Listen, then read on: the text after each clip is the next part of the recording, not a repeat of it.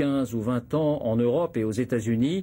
Le mystère agite les scientifiques et les agriculteurs. On en a déjà parlé ici même. L'enjeu est énorme car les abeilles, vous le savez, sont indispensables à la pollinisation. Plusieurs thèses s'affrontent. Eh bien, 2 études permettent d'y voir plus clair. Laurence Decherf avec notre bureau à Lyon. 653 abeilles marquées d'une minuscule puce électronique pour tracer leur déplacement. Les chercheurs de l'INRA ont voulu savoir si le cruiser, le pesticide utilisé notamment sur les semences de colza, était nocif pour les butineuses. Après avoir donné une petite dose de ce produit chimique aux abeilles, les scientifiques les ont relâchées. Constat, les butineuses traitées ont été 2 à 3 fois plus nombreuses à mourir que les autres. Les doses qu'on a utilisées sont des doses sublétales, c'est-à-dire des doses qui ne vont pas causer la mort.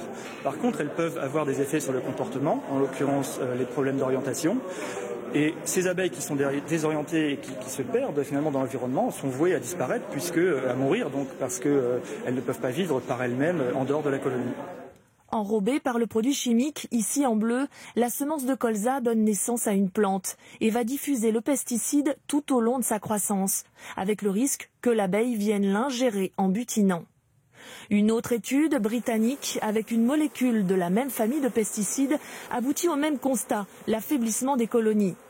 2 publications dans la sérieuse revue Science qui viennent confirmer les craintes des apiculteurs, bien décidés à éloigner leurs abeilles pour qu'elles ne pollinisent pas les champs de colza. Une ruche, ça couvre 2000 hectares, ce qui est assez énorme.